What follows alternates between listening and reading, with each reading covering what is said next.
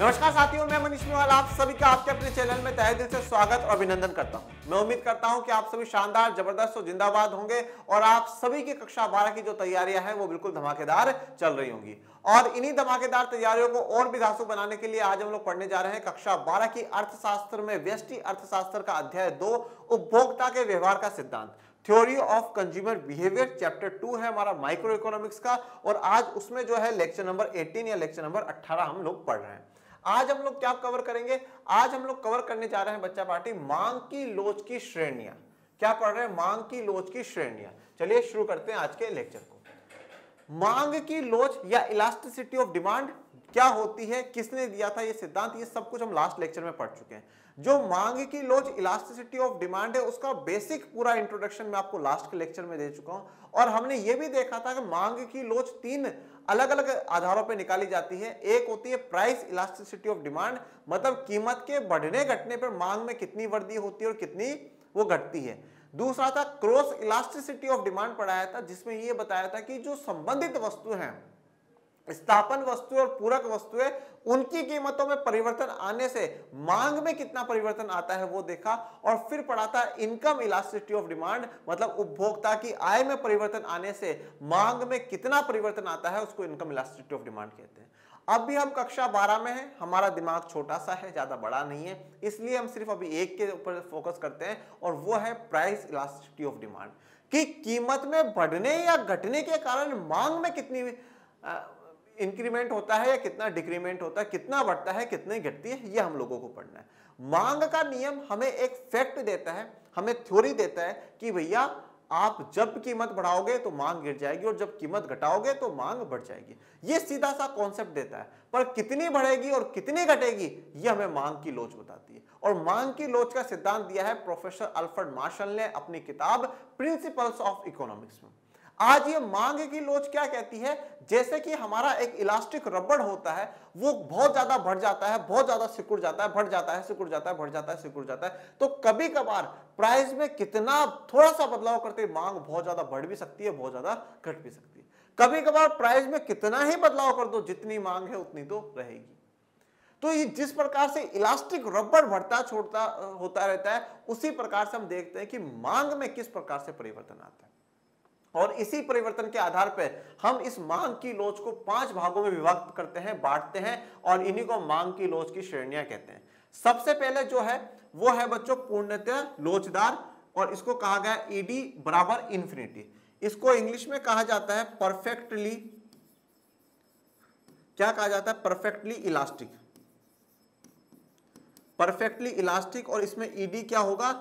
बराबर infinity. Infinity का मतलब क्या होता है? अनंत होता है बच्चों। अभी इन सब पर हम एक एक कवर करेंगे, इसको बड़े विस्तार से पढ़ेंगे, इसका वक्र बनाएंगे, फिर अगले को पढ़ेंगे, फिर उसका वक्र बनाएंगे, फिर अगले को पढ़ेंगे, फिर वक्र, फिर अगले को, फिर वक्र, फिर अगले को, फिर वक्र, ऐसे वक्र जरूरी हो जाएंगे यहाँ पे। तो पूर्णतः लोचदार या परफेक्टली इलास्टिक। पूर्णतः लोचदार मतलब पूर्ण रूप से वो लोचदार है, मतलब थोड़ा बहुत भी चेंज होते ही जो डिमांड है वो बहुत बड़ी ज्यादा बढ़ जाएगी या घट जाएगी। ठीक है, परफेक्टली इलास्टिक, ईडी बराबर इंफिनिटी, अनंत। अनंत का मतलब होता है जिसमें बड़ा परिवर्तन, अनंत मतलब जिसका अंत ना होता हो, जो हमेशा ही चलता आ रहा है और चलता रहेगा और चलता ही जाएगा, ऐसा अनंत, मतलब उसमें बड़ा परिवर्तन हमें देखने को मिलेगा। दूसरा बात करते हैं लोचदार। लोचदार का मतलब हो जाता है बच्चों इलास्टिक। क्या लिखते हैं? इलास्टिक। यहां पर जो ईडी है वो हमेशा 1 से नीचे रहेगा। 1 से नीचे रहने का मतलब यह है 0 से लेकर करके 0.99 तक आपके आंसर्स आ सकते हैं, परंतु 1 भी नहीं आएगा। जैसे मैंने पिछले वीडियो में आपको कुछ न्यूमेरिकल्स कराए थे और एक न्यूमेरिकल का आंसर शायद 0.77 आया था, तो वो क्या होगा? लोचदार होगा, इलास्टिक होगा। ठीक है, अब इलास्टिक में क्या होगा वो भी अपन आगे पढ़ लेंगे। फिर तीसरा होता है इकाई के बराबर लोच, ईडी बराबर 1। ठीक है, क्या है? ईडी बराबर 1, इसको बोला जाता है यूनिटरी इलास्टिक। इंग्लिश में यूनिटरी इलास्टिक। यूनिटरी इलास्टिक का मतलब ये हो जाता है कि जितना कीमत में परिवर्तन आया है जिस अनुपात में, उतने ही अनुपात में क्या हुआ है? मांग में भी वृद्धि या घटा है वो हुआ है। जैसे कि मैं आपको एक उदाहरण दूं, पहले कीमत 10 रुपए थी और आज कीमत 20 रुपए हो चुकी है, तो डबल हो गई, डबल हो गई। और अब मैं ये कहूं कि मैं पहले 2 किलो आम खरीदा करता था, 10 किलो में बिकते थे, तो अब आज मैं क्या करता हूं, 1 किलो आम खरीदता हूं, तो मैंने 50% कम कर दिया। 50% कीमतें बढ़ी, 50% मैंने कम कर दिया, तो बात बराबर हो जाएगी। फिर आता है बच्चों बेलोच, या इसको कहा जाता है बेलोचदार भी कहा जाता है, इसलिए हम इसके लिए यूज करते हैं इन इलास्टिक। क्या यूज करते हैं, इन इलास्टिक। कहीं कहीं पर कुछ किताबों में आपको हाईली इलास्टिक और हाईली इन इलास्टिक भी देखने को मिलेगा। अब यहां पर क्या होगा, ईडी हमेशा 1 से ज्यादा होगा, 1 पॉइंट समथिंग कुछ कुछ, फिर 2 3 4 5 6 7 8 9 10 11 12 13 14 15 16 17 18 कुछ भी हो सकता है। और फिर लास्ट हमारा आता है शून्य लोच। शून्य लोच को हम लोग इंग्लिश में कहते हैं perfectly in elastic. Perfectly in elastic, यहां पर ईडी बराबर 0। मतलब आप प्राइस में, आप कीमत में कितना भी परिवर्तन कर दो, मांग में परिवर्तन नहीं होगा। मांग जैसी थी वैसी की वैसी ही रहेगी, मांग में कोई परिवर्तन नहीं आएगा। अब इसको बड़े शानदार तरीके से आप देखिए, अच्छे से देखिए। एक तरफ है परफेक्टली इलास्टिक कि थोड़ा सा भी कीमतों में चेंज करते ही जो मांग है उसमें बड़ा परिवर्तन आपको देखने को मिलेगा। ये परफेक्टली इलास्टिक है, ये परफेक्टली इनइलास्टिक है। इलास्टिक का मतलब आप ये देख सकते हो बदलाव की तरह है। यहां पर थोड़ा सा बदलाव होते बहुत बड़ा बदलाव आ रहा है, और यहां पे कितना ही कर लो कोई फर्क नहीं पड़ता, कोई फर्क नहीं पड़ता। ये परफेक्टली इनइलास्टिक हो गया। ये इलास्टिक है, ठीक है, ये इलास्टिक है, मतलब यहां पर थोड़ा बदलाव आ सकता है और यहां पर थोड़ा कम बदलाव देखने को मिले। ये बराबर में है, जितनी कीमत बदली उतनी ही मांग में परिवर्तन आ जाएगा। अब एक एक को डिस्कस करते हैं, समझते हुए चलते हैं, जिससे कि आपको हर चीज क्लियर होगा। अब हम बात कर रहे हैं पूर्णतः लोचदार, या इसके लिए पहले इंग्लिश में भी मैं लिखवा देता हूं, क्योंकि काफी बच्चे जानना चाहते हैं कभी कभार कि इंग्लिश में क्या बोलते हैं। परफेक्टली इलास्टिक क्या कहा जाता है, परफेक्टली इलास्टिक इसको कहा जाता है, और ये होता है ईडी बराबर इन्फिनिटी या अनंत। इन्फिनिटी की स्पेलिंग भी मैं लिख देता हूं, अगर किसी बच्चे को लिखनी हो तो इन्फिनिटी, और हिंदी में हम इसको बोलते हैं अनंत। अब एक बात ध्यान रखिएगा बच्चों, जो मांग का नियम था, मांग का नियम संबंध दर्शाता था वस्तु की कीमत और वस्तु की मांग के बीच में। ये बात आप क्लियर जानते हो। मांग की लोच जब आप पढ़ रहे हो, यहां पर आप एक कॉन्सेप्ट को दिमाग में बिठा लो कि वस्तु की कीमत में कितना परिवर्तन आता है और उस वस्तु की कीमत में परिवर्तन आने के कारण मांग में कितना परिवर्तन आता है। मतलब इन दोनों का संबंध आप लोगों को देखना है बस, कि वस्तु की कीमत बढ़ी तो यह बात तो तय है कि मांग गिरेगी, पर कितनी गिर रही है उसकी तुलना में। ये 10% बढ़ रही है तो क्या ये 20%, 10%, 40%, 5% कितना गिर रही है। और अगर वस्तु की कीमत गिर रही है तो मांग बढ़ेगी तो तय है, क्योंकि मांग का नियम कहता है, परंतु कितनी बढ़ी, 5%, 10%, 0%, 1%, 20%, कितना बढ़ी। तो वस्तु की कीमत बढ़ने और घटने की तुलना में मांग कितनी बढ़ रही है, कितनी घट रही है, ये हम लोगों को इन पांचों कैटेगरियों में देखना है। तो सबसे पहले जो हमारा है पूर्णतः लोचदार या perfectly elastic, ED equals to infinity, क्या कहता है, पूर्णतः लोचदार मांग उस स्थिति को कहते हैं जहां पर प्रचलित कीमतों पर वस्तु की मांग अनंत होगी। मतलब जो प्रचलित कीमतें, मतलब क्या है, जो कीमतें अभी मार्केट में चल रही है उन पर क्या होगी, मांग अनंत होगी। अब मुझे पता है सर ये वाली बात तो, ये वाली लाइन से तो हमें नहीं समझ में आया, इसीलिए मैं दूसरी लाइन भी लेकर के आता हूं। दूसरे शब्दों में कीमतों के स्थिर रहने पर वस्तु की मांगे जाने वाली मात्रा घटती या बढ़ती रहती है। तो दूसरे शब्दों में कहा गया कि कीमतों के स्थिर रहने पर, मतलब कीमतों में बिल्कुल फिक्स है, कीमतों में कोई भी चेंज नहीं हो रहा, तो क्या होगा, मांग जो है वो बढ़ती या घटती रहती है। एक बार इस वाली लाइन को याद रखिए और आगे आ जाइए। यह वह स्थिति है जिसमें कीमतों में तनिक सी वृद्धि करने पर वस्तु की मांगे जाने वाली मात्रा शून्य हो सकती है। मतलब कीमतों में तनिक सी वृद्धि करने पर, मतलब आप हल्का सा भी कीमत बढ़ा दोगे ना तो हो सकता है कि डिमांड पूरी की पूरी गिर जाए, ठीक है। और कभी कभार हो सकता है कि थोड़ी सी कीमत गिरा दो तो बहुत ज्यादा क्या है, डिमांड बढ़ जाए, ठीक है। मतलब काफी इलास्टिसिटी वाला रिलेशनशिप है, थोड़ा सा भी बदलाव आता है कुछ बड़ा बदलाव देखने को मिलेगा मांग में भी, ठीक है। पूर्ण प्रतिस्पर्धा में एक फर्म का मांग वक्र पूर्णतः लोचदार होता है, मांग कीमत के प्रति अत्यधिक संवेदनशील है, ठीक है। अब ये क्या कहता है, इसको समझो। पूर्ण प्रतिस्पर्धा का मतलब क्या है, देखो बच्चों, कुछ क्या होते हैं, हम आगे के चैप्टर्स में पढ़ेंगे, कुछ मार्केटों के बारे में पढ़ेंगे, बाजार के बारे में पढ़ेंगे। उनमें से एक बाजार ऐसा है होता है जो पूर्ण प्रतिस्पर्धा वाला होता है। पूर्ण प्रतिस्पर्धा वाले का मतलब यह है कि सेम प्रोडक्ट, एक सेम वस्तु है, सेम प्रोडक्ट है, उसका सब कुछ सेम है, हर चीज सेम है, और इस सेम प्रोडक्ट में जो सेलर्स है ना, बेचने वाले हैं, वो भी मेनी मतलब बहुत सारे हैं, और खरीदने वाले जो बायर्स हैं वो भी कितने हैं, बहुत सारे हैं, मेनी। अब पूर्ण प्रतिस्पर्धा, अब जैसे मान लीजिए एक साथ 10 दुकानें और 10 दुकानें सेम सामान बेच रही, सेम ही सामान बेच रही। अगर मान लीजिए किसी, उन सबने ये तय कर रखा है ये सामान हम 100 रुपए में बेचेंगे, 100 रुपए में बेचेंगे। अब मान लीजिए कोई उनमें से एक दुकानदार ये कर ले कि अपनी बोर्ड दुकान पे एक बोर्ड लगा ले, साहब जो हम सामान बेच रहे हैं वो आज से हम 97 रुपए में बेचेंगे, या मान लीजिए 95 रुपए में बेचेंगे। उसने 5 रुपए गिरा दिए, 5 रुपए गिराते सारी दुकानों 10 दुकान पे बैठे ग्राहक क्या बोलेंगे, अरे भागो रे भागो, 5 रुपए कम में दे रहा है। मतलब छोटा सा चेंज करते ही बहुत ज्यादा क्या हो गई, डिमांड बढ़ गई।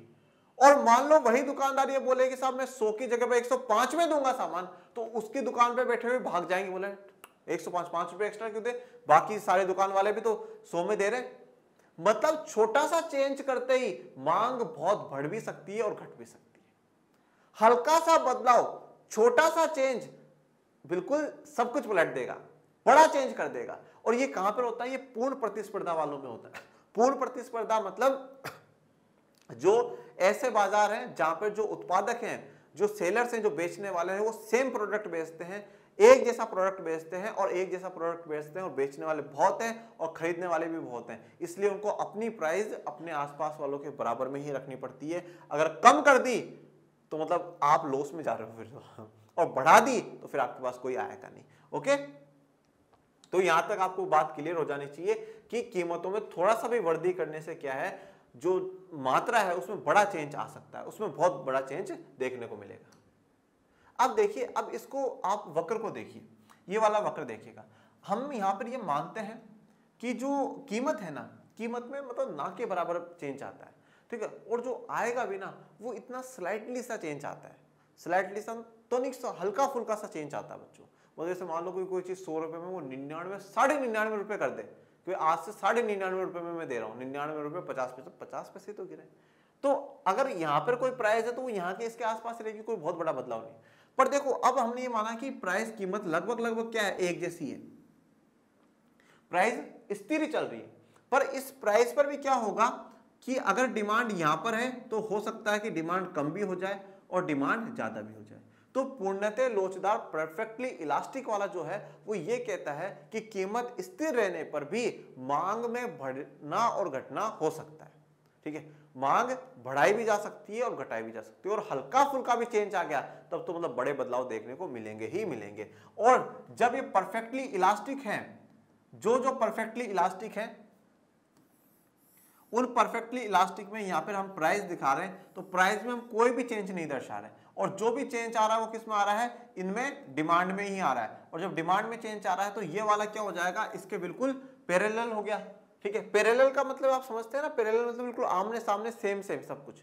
जैसे रेलवे में पटरियां होती है ना, बिल्कुल दोनों सेम, इसके सामने दोनों बिल्कुल सामने सामने, पैरेलल।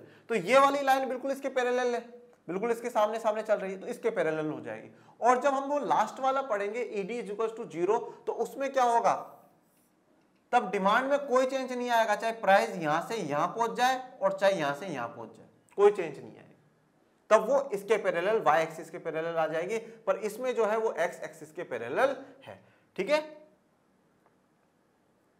यह बताता है कि कीमत के स्थिर रहने पर वस्तु की मांगे जाने वाली मात्रा कुछ भी हो सकती है। तो कीमतें अगर स्थिर भी रहती हैं, कीमतें अगर फिक्स भी रहती हैं, तो हो सकता है कि वस्तु की जो मात्रा है उसकी ज्यादा मांग हो जाए, और यह भी हो सकता है कि वस्तु की मात्रा की कम मांग हो जाए। और इसमें मांग वक्र x अक्ष के समानांतर रहेगा, मतलब x अक्ष के पैरेलल रहेगा। ठीक है, बिल्कुल ऐसे, ये जो भी दर्शा, ये x अक्ष होता है और बिल्कुल इसके पैरेलल हमें देखने को मिलता है। तो ये है हमारा पूर्णतः लोचदार या परफेक्टली इलास्टिक। अब दूसरा बात करते हैं लोचदार, दूसरा है हमारा इलास्टिक। चलिए, अब इस इलास्टिक में क्या बता रखा है वो देख लेते हैं। जब मांगे जाने वाली मात्रा में प्रतिशत परिवर्तन बाजार मूल्य में प्रतिशत परिवर्तनों से अधिक होता है, तो मांग बाजार मूल्य में परिवर्तनों के काफी अनुक्रियात्मक होती है, और ED को एक से अधिक अनुमानित किया जाता है। दी गई कीमत पर वस्तु की मांग लोचदार होगी। देखो मैं आपको एक पहले छोटा सा कॉन्सेप्ट समझा देता हूं। जैसे मैं आपको एक बात कहता हूं कि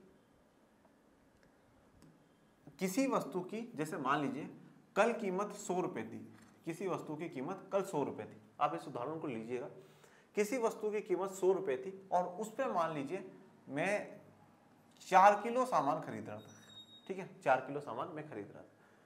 अब कीमतें इसकी 200 रुपए हो गई है और मैंने आज से 2 किलो सामान खरीदना शुरू कर दिया, ठीक है ना, आज से मैंने 2 किलो सामान खरीदना शुरू कर दिया। अब देखो प्राइस जो बढ़ी है तो हमारा फॉर्मूला क्या कहता है कि परसेंटेज चेंज इन डिमांड, ठीक है ना, वस्तु की मांग में प्रतिशत परिवर्तन बटा परसेंटेज चेंज इन प्राइस और वस्तु की कीमत में प्रतिशत परिवर्तन। ये फॉर्मूला लिखवाया था ना आप लोगों को। अब यहां पर देखो कि परसेंटेज डिमांड, तो डिमांड में कितना है, 4 से 2 किलो हो गया, ठीक है। तो अब इसका परसेंटेज अगर आपको निकालना हो तो कैसे, 4 में से 2 माइनस करोगे 2 आएगा, ओरिजिनल आपकी 4 है और 100 से आप गुणा कर दोगे, सिखाया था ना लास्ट लेक्चर में। इसको 25 से 4 100 से काटोगे तो 25 आएगा, 25 को 2 से गुणा करोगे तो 50। कितना चेंज आया, 50% का है। इसमें भी 50% का चेंज है। अब दोनों जब 50% का तो 50/100 चेंज डिमांड में, 50/100 चेंज प्राइस में, तो ये इसके पास, ये इसके पास, ठीक है। तो 50 × 100, 50 × 100, ये इससे ये कट गया, ये इससे कट गया, तो हमारा क्या आया, 1 आया, ठीक है। जब वस्तु की कीमत में जो परिवर्तन होता है और वस्तु की मात्रा में, मांग में जो परिवर्तन होता है, दोनों में बराबर प्रतिशत का परिवर्तन हो तो वो 1 आ जाता है। मतलब लगभग बराबर है, कुछ भी कोई बढ़ा घटा नहीं, उसी अनुपात में बढ़ा है और उसी अनुपात में घट रहा है। परंतु अब इसके अलावा 2 कंडीशंस और हो सकती है। या तो क्या है कि ये 1 से ज्यादा हो या 1 से कम हो। 1 से ज्यादा कब होगा, देखो अब 1 से ज्यादा के लिए मैं आपको एक उदाहरण बताता हूं। जैसे मुझे बताओ, मैंने यहां पे लिखा 4 और 2, तो इसका आंसर क्या आ रहा है, 2 आ रहा है, हाँ। और फिर दूसरी तरफ मैं लिखता हूं 2/4, तो इसका आंसर मैं देखूं तो 20 मान लेते हैं, तो 0.5, ठीक है। इसका क्या आ जाएगा, 0.5। मतलब ऊपर वाला जब बड़ा रहेगा, ऊपर वाला जब बड़ा रहेगा तो वो 1 से अधिक होगा। ऊपर वाला जब बड़ा रहेगा तो वो 1 से अधिक रहेगा। तो ऊपर वाला कौन है, डिमांड में चेंज। अगर डिमांड में वस्तु की कीमत की तुलना में ज्यादा बदलाव आ रहा है तो वो क्या होगा, ED इज ग्रेटर देन 1, ठीक है, 1 से बड़ा आएगा। और जब नीचे वाला बड़ा रहेगा तो वो उससे हमेशा 1 से छोटा आएगा। मतलब कीमत है ज्यादा परिवर्तन हो रहा है और वस्तु की मांग में कम परिवर्तन हो रहा है तो 1 से कम आएगा। अब यहां पर ये क्या कह रहा है, मांगे जाने वाली मात्रा में प्रतिशत परिवर्तन, जिस वस्तु की मांग है उसमें जो प्रतिशत परिवर्तन आ रहा है वो किससे अधिक होगा, बाजार मूल्य में, मतलब कीमतों में जो परिवर्तन आ रहा है उससे अधिक होगा।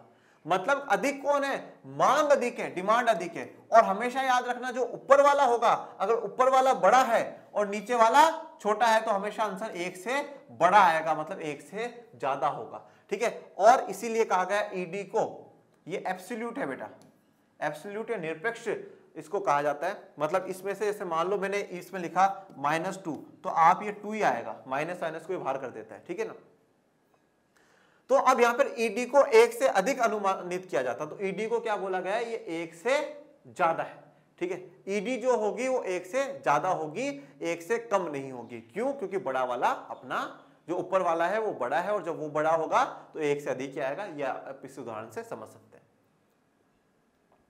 अब अगर वो वाले पूरे लिखना चाहो तो वो लिख दो, नहीं तो ये वाला लिख दो। जब मांग का आनुपातिक परिवर्तन कीमत के आनुपातिक परिवर्तन से अधिक होता है तो उस स्थिति में मांग की लोच 1 से अधिक होगी। जब मांग का आनुपातिक परिवर्तन, मतलब मांग में जो अनुपात में, मतलब जो उस प्रतिशत में परिवर्तन आया है वो अगर कीमतों के प्रतिशत परिवर्तन से ज्यादा होता है तो वहां पर जो मांग होगी वो 1 से अधिक होगी, मतलब लोचदार होगी। मांग कैसी होगी, लोचदार होगी। मतलब ED जो है इज ग्रेटर देन 1, 1 से बड़ी है। ED बड़ी है, ED बड़ी है, 1 से बड़ी है, 1 2 3 4 इस प्रकार से चलेगा।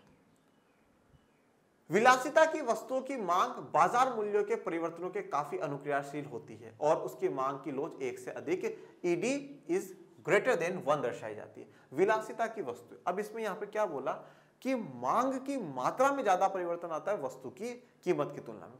विलासिता की वस्तु में क्या आता है, विलासिता का मतलब क्या होता है, जो सुख वाली वस्तु होती है, घर में ऐसी होना चाहिए, कार होना चाहिए, लग्जरियस जिसे जीवन कहते हैं ना हम लोग, लग्जरियस जिंदगी होनी चाहिए, मतलब घर बैठे बैठे खाए, ऐसी जिंदगी हमारी होनी चाहिए। उस लग्जरियस जीवन में ये वाला नियम लागू होता है। क्यों होता है, अगर थोड़ा बहुत भी कीमतों में थोड़ा सा भी चेंज आ जाता ना, तो लोग, जैसे मान लीजिए कीमतें थोड़ी सी भी गिर गई, तो लोग ज्यादा से ज्यादा उन चीजों को खरीदना शुरू कर देते हैं।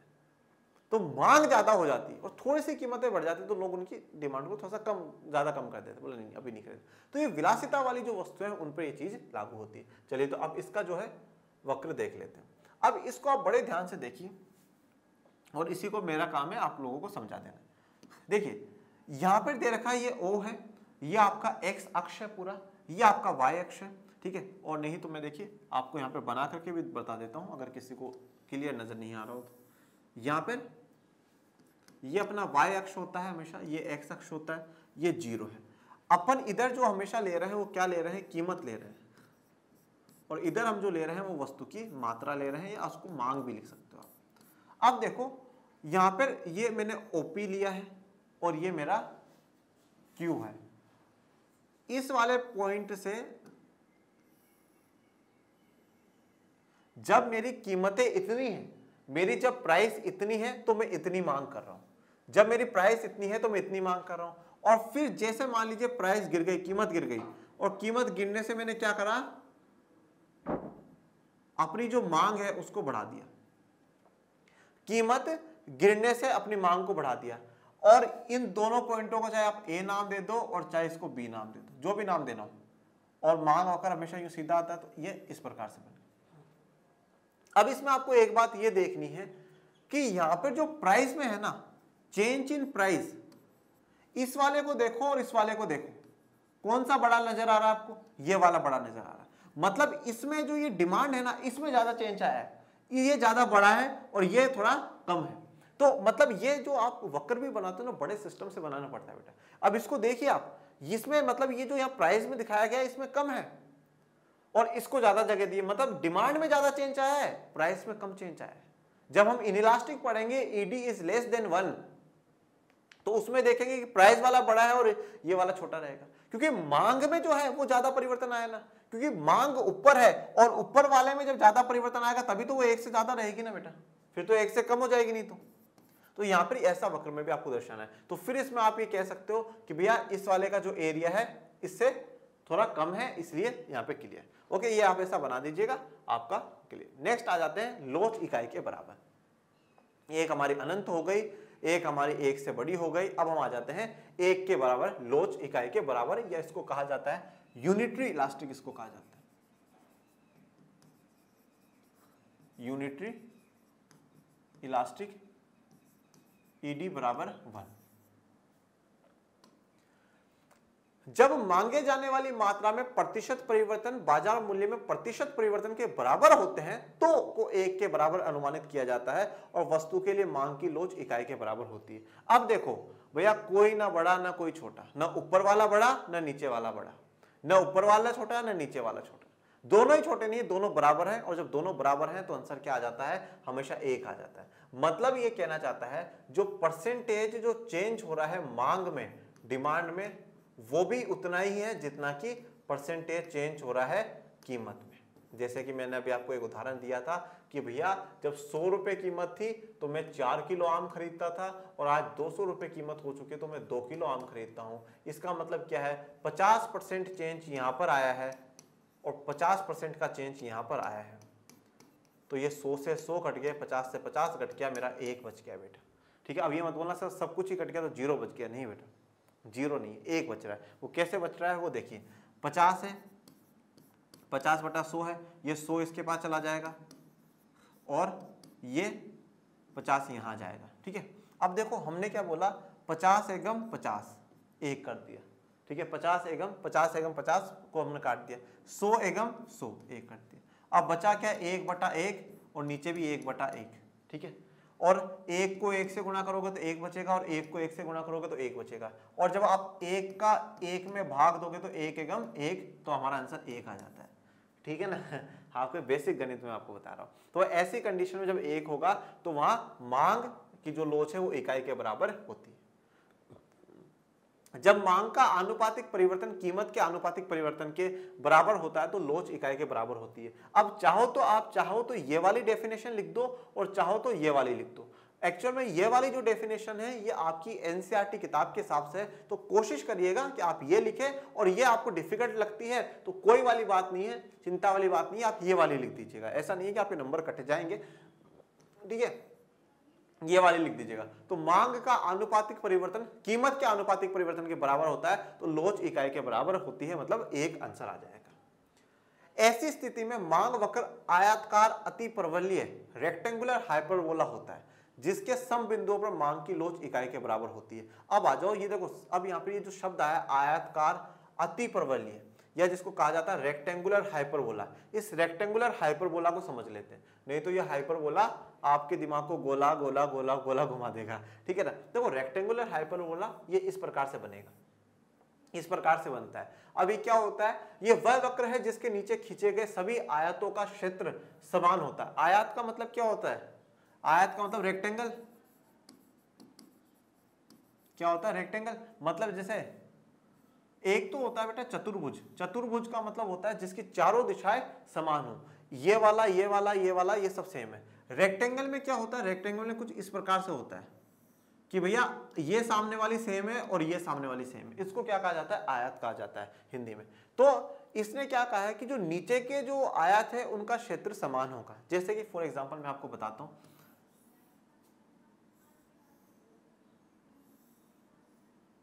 जैसे आपने ये बनाया, ठीक है, तो ये कहना चाहता है कि इसके नीचे के, जैसे मान लीजिए एक आयत, एक रेक्टेंगल ये बन रहा है और एक रेक्टेंगल ये बन रहा है, ठीक है, इन दोनों का जो क्षेत्रफल है, जो आप इनका जब एरिया निकालोगे, और एरिया कैसे निकाला जाता है, एल इंटू बी, पढ़ा है ना मैथ्स में, लेंथ इंटू ब्रेड्थ आप लोग करते हो, ये लेंथ और ब्रेड्थ मल्टीप्लाई कर देते हो, तो दोनों का जो एरिया आएगा वो सेम आएगा।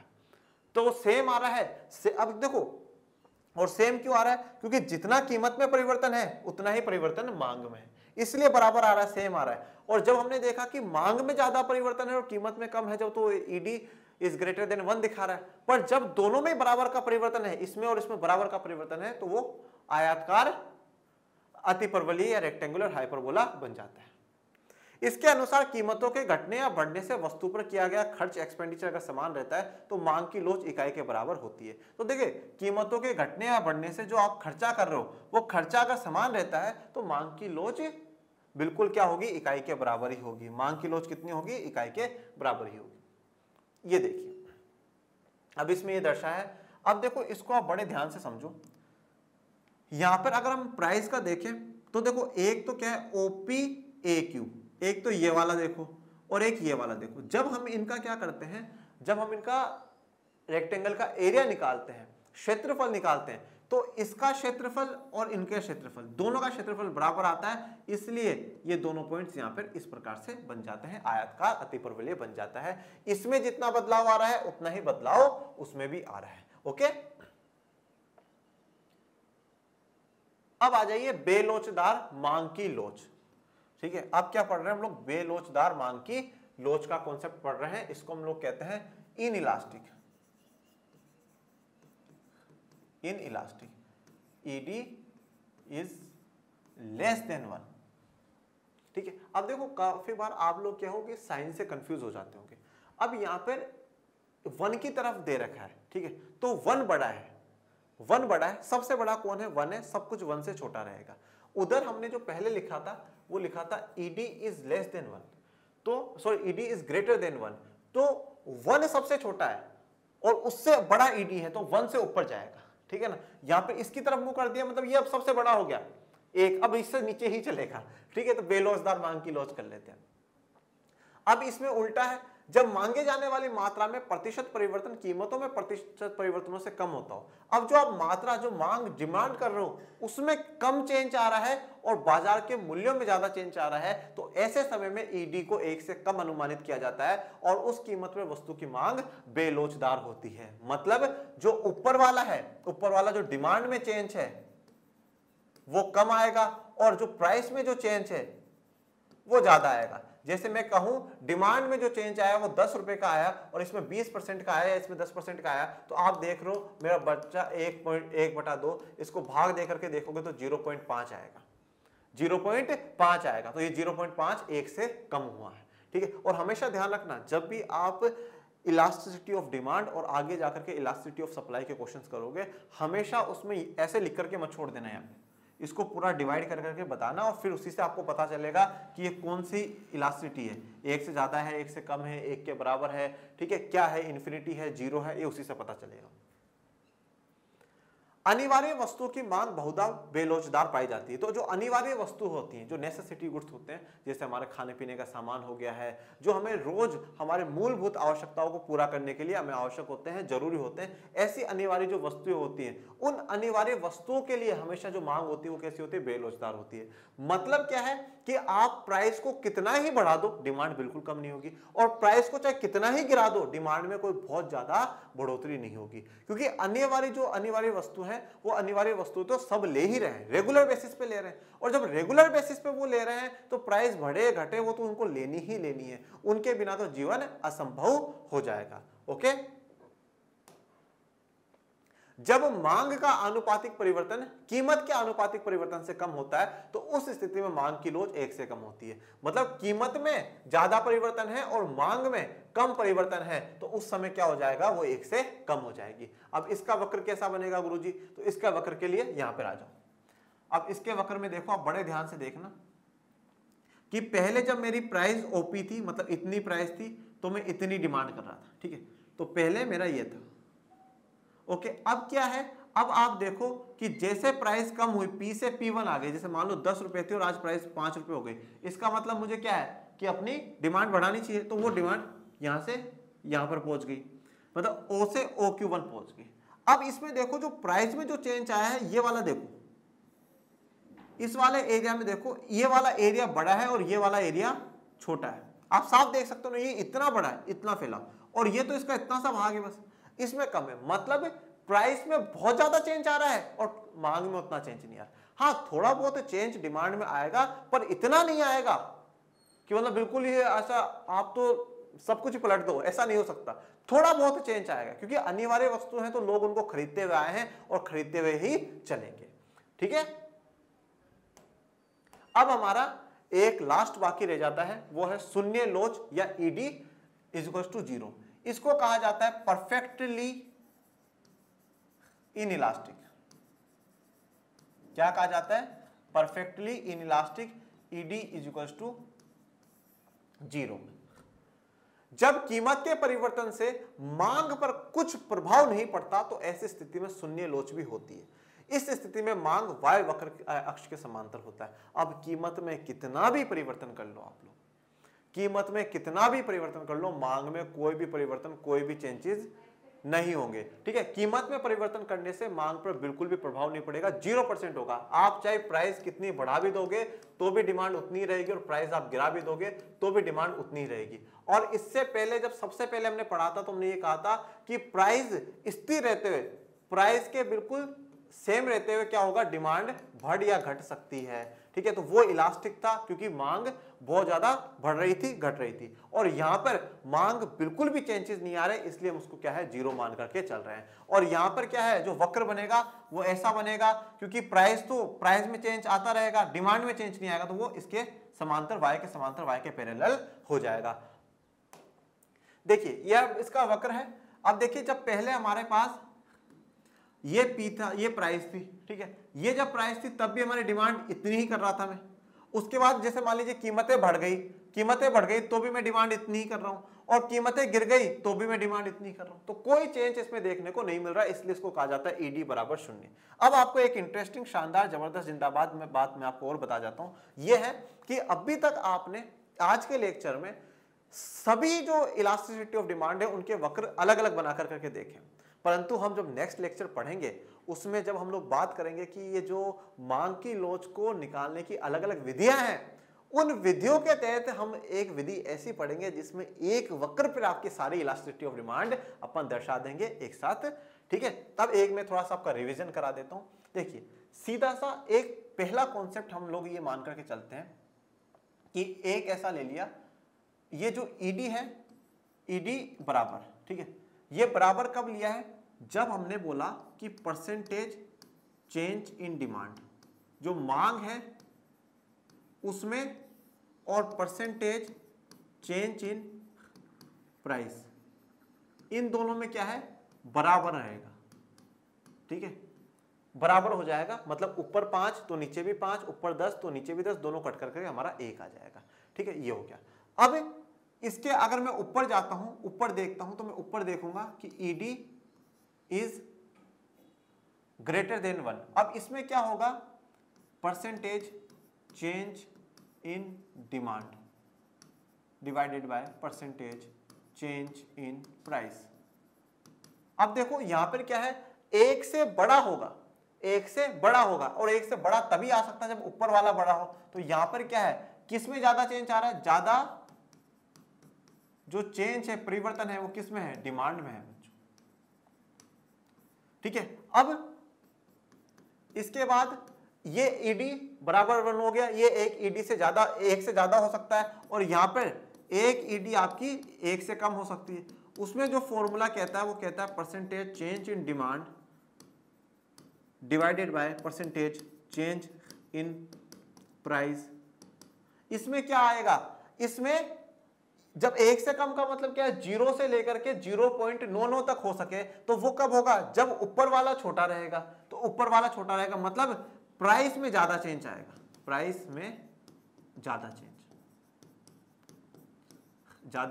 आएगा, ठीक है। ये 3 तो आप आसानी से कवर कर सकते हो ना भाई, 1 के बराबर जब दोनों ऊपर नीचे वाले दोनों बराबर हो, 1 से ज्यादा जब ऊपर वाला बड़ा हो नीचे वाला छोटा हो, और 1 से कम जब नीचे वाला बड़ा हो और ऊपर वाला छोटा हो। अब इसके अलावा 1-2 और लिख लेते हैं। एक होती ईडी बराबर अनंत या इन्फिनिटी, ठीक है, अनंत या इन्फिनिटी, इसमें थोड़ा बहुत चेंज करने से, ठीक है, आपका थोड़ा बहुत चेंज करने से या प्राइस आपकी जो है वो फिक्स रहेगी, और डिमांड में ऊपर नीचे हो सकता है। और एक है जिसमें आपका ईडी बराबर 0 है, ठीक है। देखो 0 का मतलब डिमांड जो है ना उसमें परिवर्तन नहीं है, इलास्टिसिटी ऑफ डिमांड। हम यहाँ पे प्राइस की इलास्टिसिटी नहीं देख रहे हैं कि कीमतों में कितना परिवर्तन हो सकता, नहीं, हम देख रहे हैं कि जो मांग है उसमें कितना परिवर्तन हो सकता है। इसने ईडी बराबर 0 दे दिया, 0 दे दिया मतलब डिमांड में बिल्कुल भी चेंज नहीं हो सकता। तो चाहे आप प्राइस कितनी बढ़ाओ कितनी घटाओ कुछ भी करो, पर जो डिमांड है वो हमारी स्थिर रहेगी बच्चों। ये 5 है, ठीक है, 5 है, 5 उंगलियों से आप आराम से याद कर लीजिए। आप मान लीजिए सेंटर में है, ये बराबर है 1 के, फिर एक तरफ आप नीचे ले जाइए और एक तरफ आगे ले जाइए। ओके, तो ये हमारा मांग की लोच की श्रेणियां थी बच्चों, और आज के लेक्चर को अपन यहीं विराम देते हैं, और आगे हम इनकी विधियां जानेंगे कि किस प्रकार से हम इनको कैलकुलेट करते हैं। और भी बहुत कुछ इसमें थोड़ा सा जानना है कि कौन कौन सी चीजें हैं, निर्धारक तत्व हैं जो मांग की लोच को प्रभावित करते हैं। और फिर हम इस चैप्टर के अंतिम पड़ाव पर खड़े हैं, और जल्दी ही उम्मीद है कि शायद अगले लेक्चर में, और नहीं तो ज्यादा जोर लगा तो 20th लेक्चर आपका और आएगा, जिसके बाद ये चैप्टर पूरा खत्म हो जाएगा। आपको आज का लेक्चर कैसा लगा ये जरूर कमेंट बॉक्स में बताइएगा। कोई समस्या, कोई दुविधा, कोई शंका मन में हो तो कमेंट बॉक्स में मेंशन करिएगा। और बाकी ज्यादा से ज्यादा आप लोग पढ़िएगा और इस चैनल को बढ़ाइएगा, क्योंकि आप भी पढ़िए और दूसरों को पढ़ने का अवसर मिलना चाहिए। और डिस्क्रिप्शन में टेलीग्राम चैनल का लिंक दे रखा, प्लीज उसको भी ज्वाइन करिए, जिससे आपको सभी जानकारी मिलती रहे। और इसी के साथ मिलते हैं नेक्स्ट लेक्चर में, तब तक के लिए थैंक यू सो मच। जय हिंद, जय भारत।